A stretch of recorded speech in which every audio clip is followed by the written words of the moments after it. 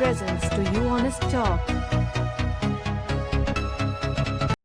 Hello folks, today Mr. Amitabh Singh is joining us. He is a cinematographer and producer in the Indian film industry who is known for Khosla Ka Ghosla, National Award winning Chiller Party, etc. Started his career as a cinematographer in 1994, The Good Road. In 2013, Indian Gujarati film produced by NFDC by Amitabh Singh faced numerous accolades and was screened at various international film festivals. It has also been nominated as India's official entry in the Best Foreign Language Film category at the 86th Academy Awards. He was also the director of the photography for the film. The film won the award for the Best Gujarati Film at the 60th National Film Awards. The film is the first Gujarati film ever selected to represent India at the Oscars.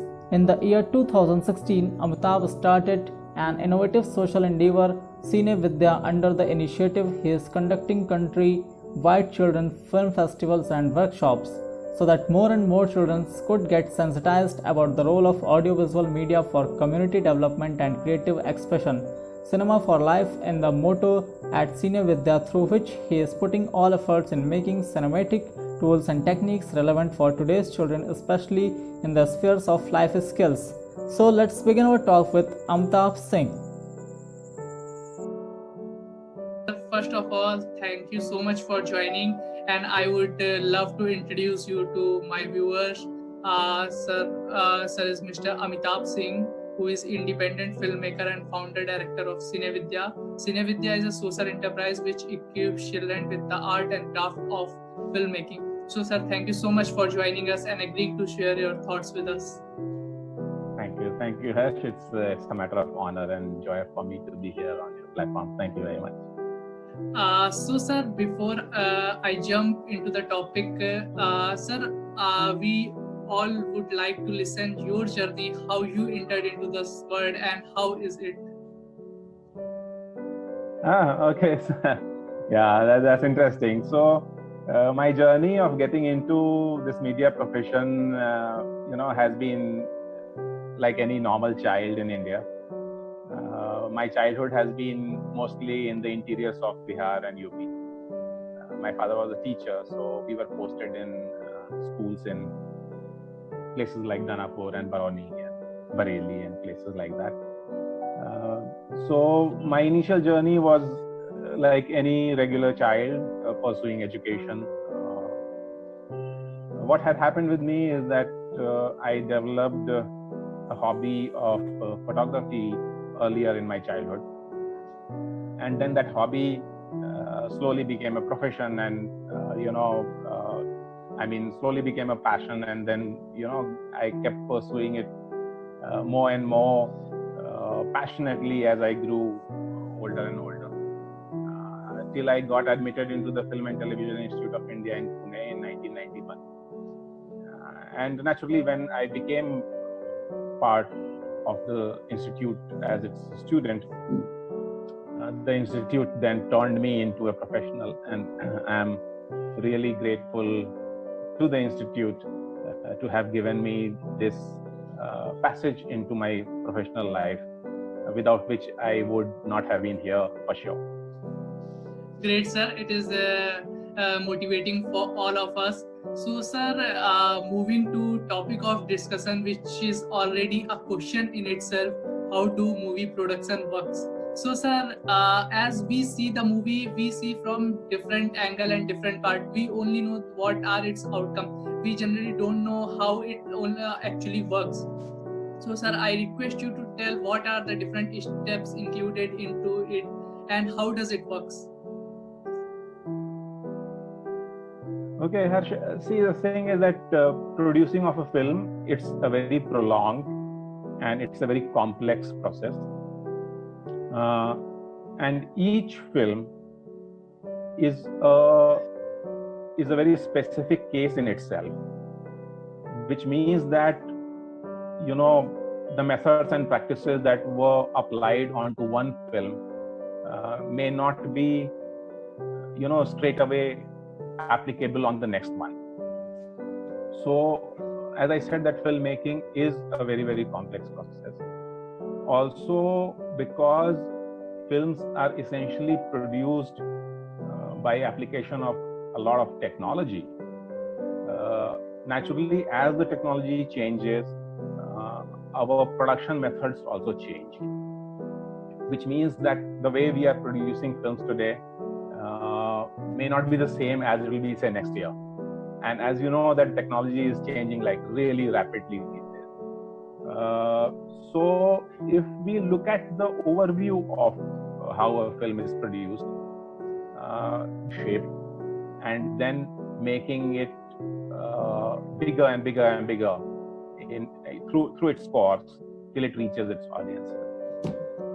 As most of similar enterprises, film also has two parts. One is a creative part and one is a commercial part, because as we all know that film is a commercial art. A lot of money is involved when we make films.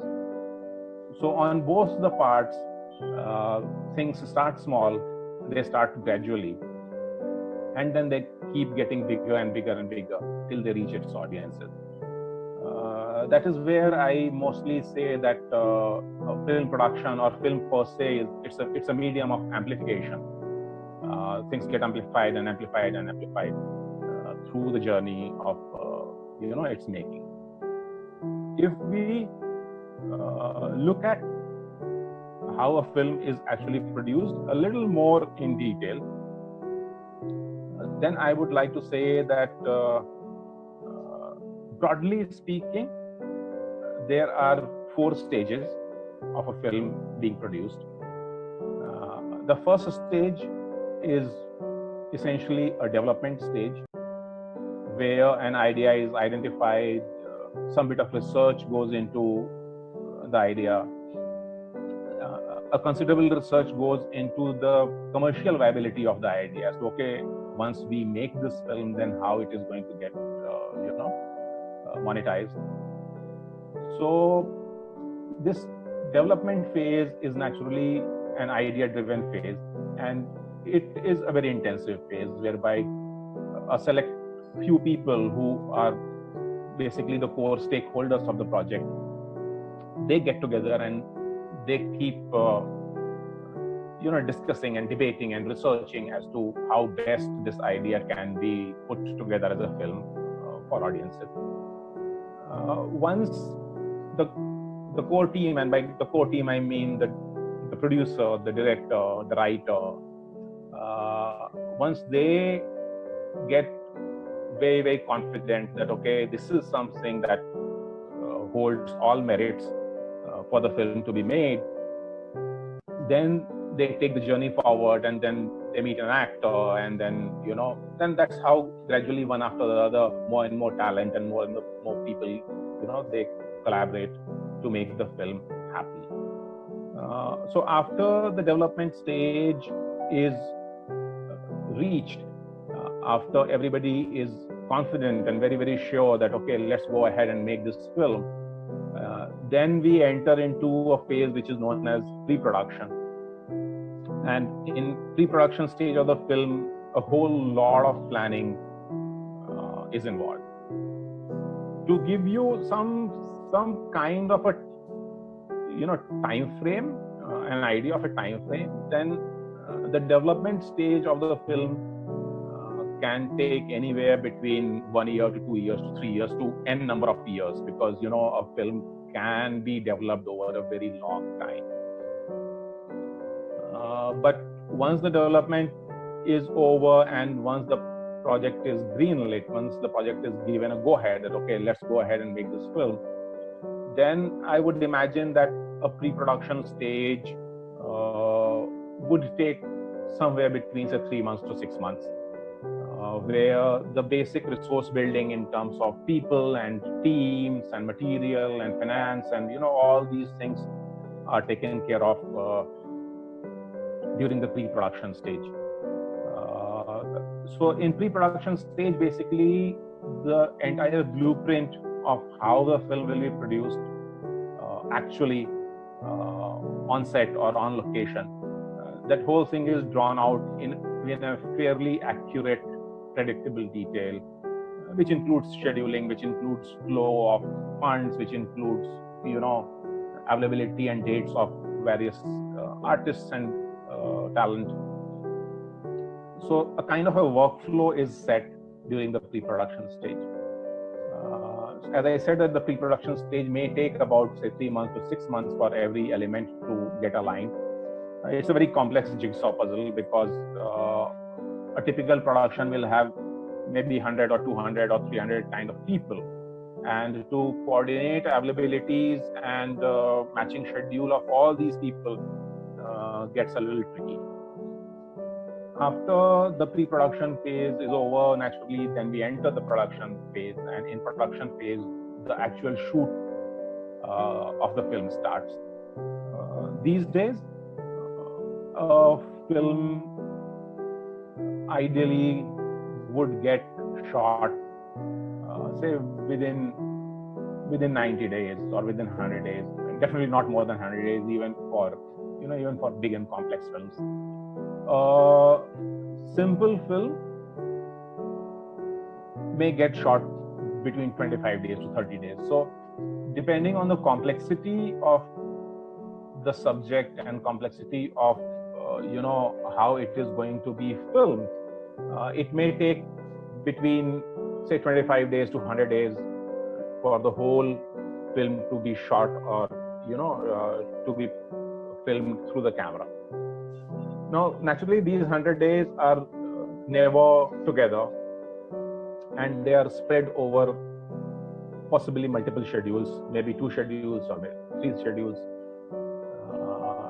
Hence, the actual production of the film may spread over, say, another span of 3 months or at the most 4 months.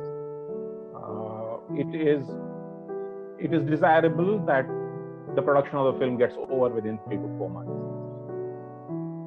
So after the film has been shot in the camera and all the material is consolidated now in forms of data, in hard drives, then it is taken for post-production. And in post-production is where we get into the space of editing the film, doing any sort of visual effects or computer graphics that are required, the sound mix, the background music, and so many of these elements that make the viewing experience of the film wholesome for the audiences. That is all put together during the post-production. Typically speaking, again, a post-production of a film, depending on its complexity, may take from 3 months to about a year. Because if a film needs a lot of visual effects and computer graphics and such things, then it may take a long time for all the elements to be perfected and to be put together. What we need to definitely be very alert about is that post-production is a space where everything is being perfected. It's the stage of crafting the whole film in its most polished form. So naturally, polishing is a stage which takes time, and that is a stage where I feel that a lot of attention and care is given so that things are perfected to the end. So these are essentially the 3 major production stages of the film. Naturally, after the film is produced, then its journey starts in the next leg, which is its monetization leg, and that is where marketing and publicity and distribution and all these things start to come in place. All right, sir. So, sir, how the distribution process works? Okay, distribution, it's a very complex, distribution is a very, very complex process. And there is no set model, if I can say so. There's no set model to which, a film may find its release.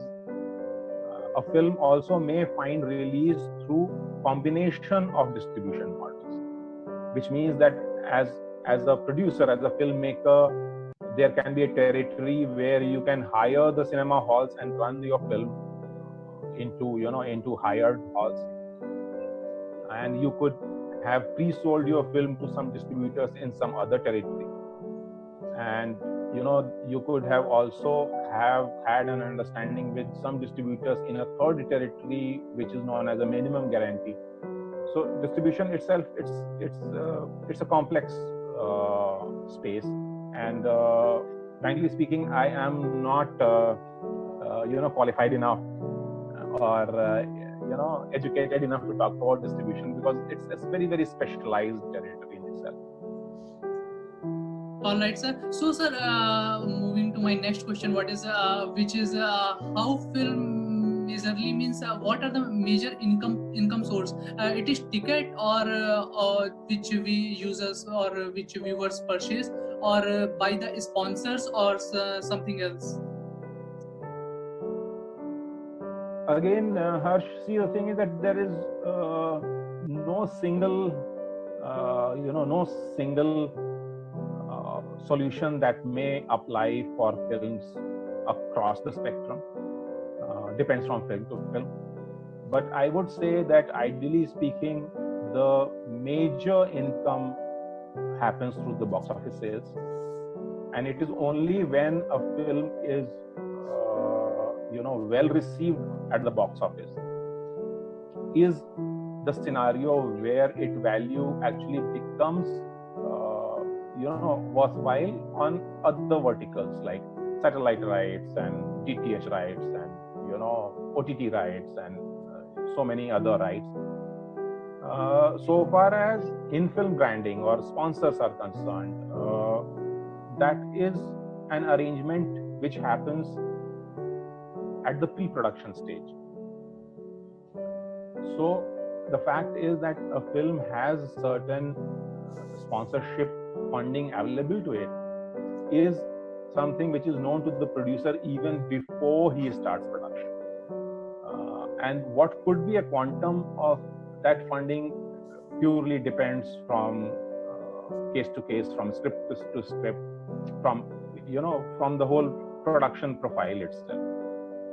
So I would not in any way consider the in-film branding or the sponsorship part of the funding to be critical or crucial, because I feel that a producer cannot design a project, design a film, design a production on anticipation of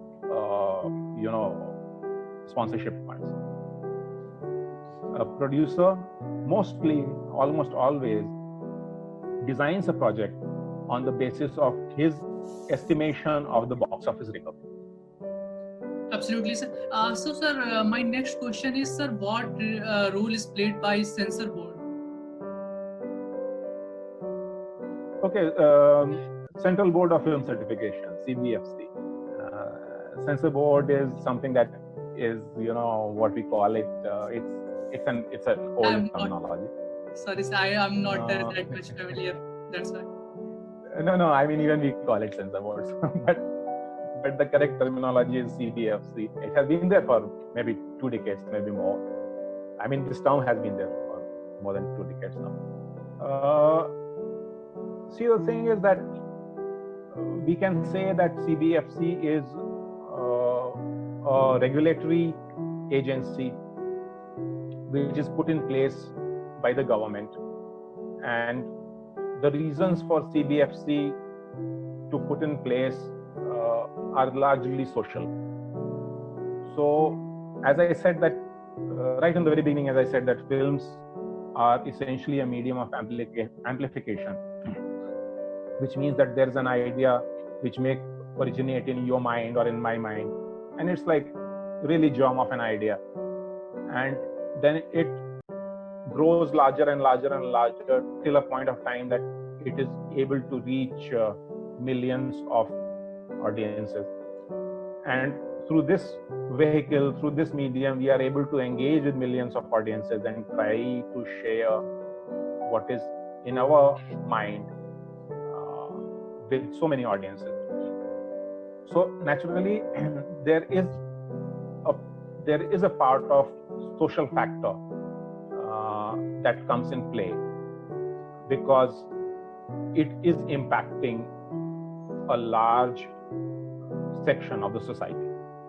And to my mind, for the government to put in an agency like this, a regulatory agency like this, or we may say an advisory agency like this, is sort of a filtration mechanism which can advise, or which can, suggest a filmmaker, a producer, how it will be eventually perceived by. So moving to my next question, sir, as we all know, sir, you have given us a very good film, and also it is one of my favorite film, that is Chiller Party. So sir, tell about that also. Actually, Chiller Party, the journey has been quite interesting. As you know, that the film has been directed by Mr. Nitesh Tiwari and Vikas Bair. And it is a film that was produced by UTV Spot Boy. So naturally, the reason to have a film like that was also to focus on children's content, and the fact that in India we have a very definite lack of content for children. So that is how the whole project came together, and we had some really great time shooting the project. It was shot in Pune. Some bit of it was naturally shot in Bombay. But yeah, it was a great journey to make Chiller Party. Also, we all enjoyed this film a lot, sir. And also, if I'm not wrong, film has won many awards. Hello. Chiller Party? Yes, sir. Yeah. Of course, it got the national award that year. Yeah. So sir, as also I am reading about you and found that you are a founder of Cine Vidya. So sir, tell our viewers what actually it is, and what ideology and what is the inspiration behind it.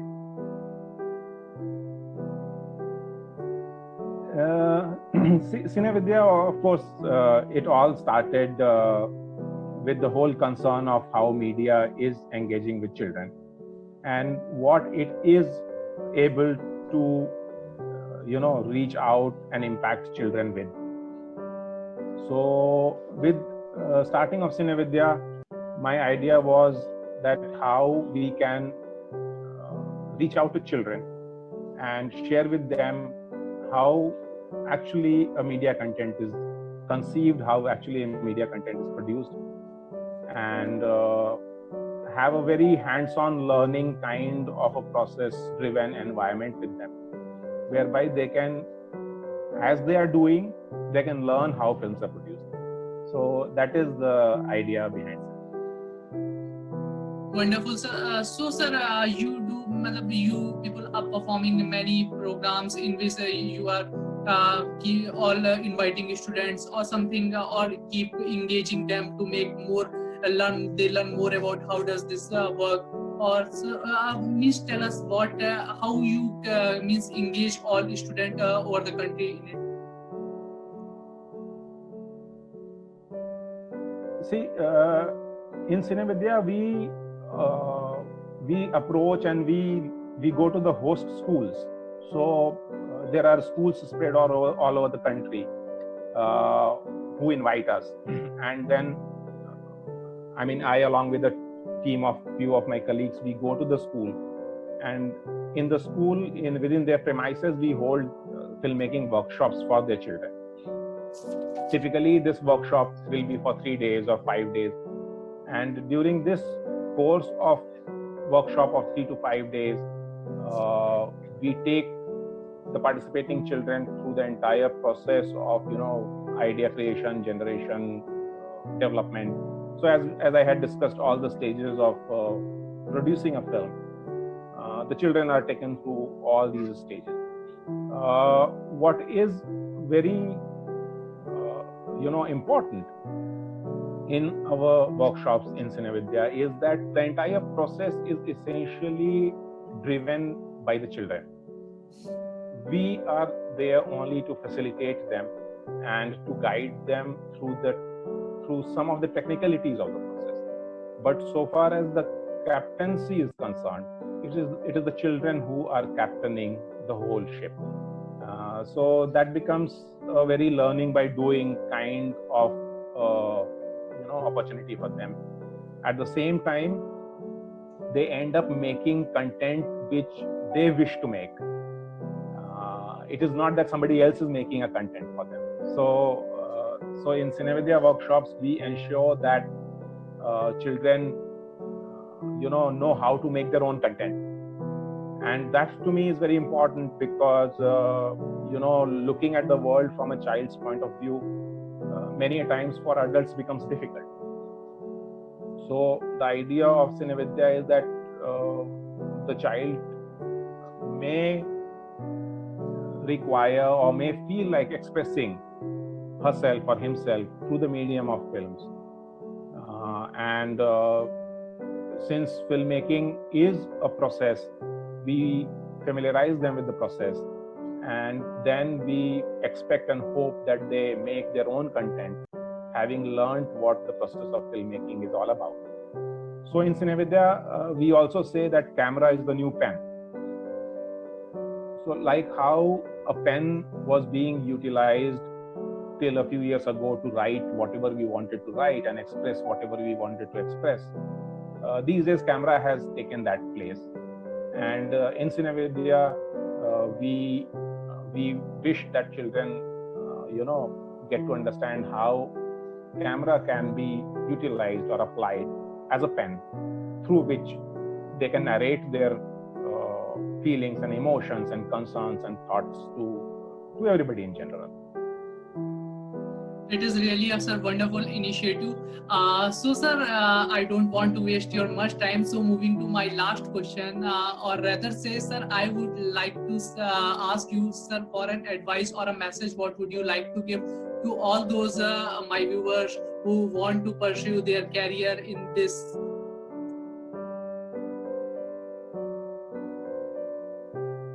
To any person who wishes to pursue a career in media, my first and the most direct, strongest advice will be to join an institution which offers you a course and training in media, like the journey that I am part of and I have witnessed. Because to my mind, what an institution can impart with you, what an institution can train you as part of their academic curriculum, as part of their schedule and routine, I think that is most precious, that's most valuable. And it will be best to devote that quality time in an institution and learn the skills and craft of filmmaking before stepping out into the professional realm and participating. Because see, as professional, we learn every day. The process of learning never stops. But once somebody becomes part of a professional channel, then the learning is all designed towards a specific goal. Whereas when one is part of an institution, your learning is far more wider and you get to learn a lot. So that's my strongest advice to everybody. It is really a great and wonderful message, and also it was a great interaction with you. Thank you so much, sir, for joining, and you have shared so many things with us. Also, I learned so many things from you. Thank you so much, sir, for joining us. Thank you, Harsh. Thank you, sir. We will look to conduct more and more sessions with you. Oh, sure, definitely. Thank you, sir. Thank you.